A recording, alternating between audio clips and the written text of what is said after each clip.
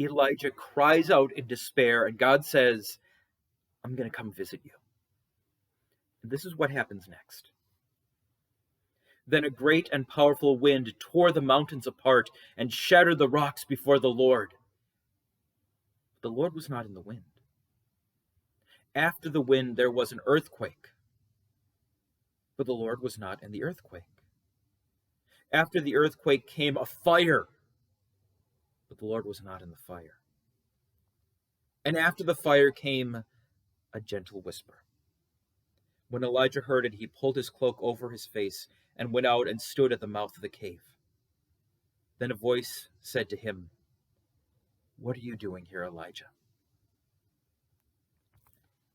What's the point? When we are depressed, and even when we're not depressed, we will often look for signs. If God really loved me, he would do this. If God really loved me, he would do that. Except God doesn't promise to work that way.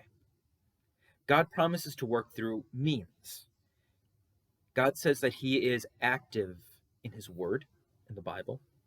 He says that he is active in baptism, and he is active in communion. We often call those the means of grace.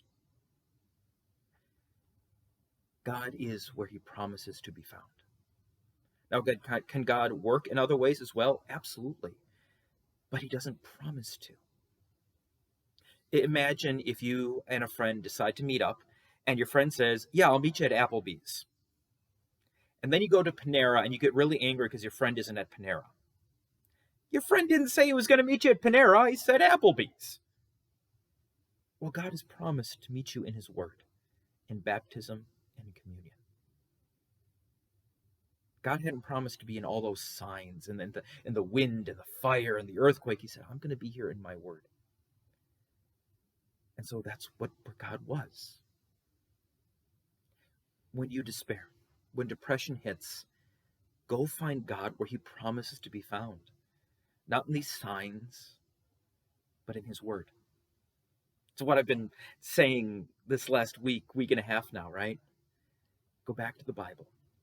And there you will find God's word to you. That he says, yes, this is love. Not that we loved God, but that he loved us, and he sent his son to die for us. He loves you that much. You, even in your depression, even in that darkness.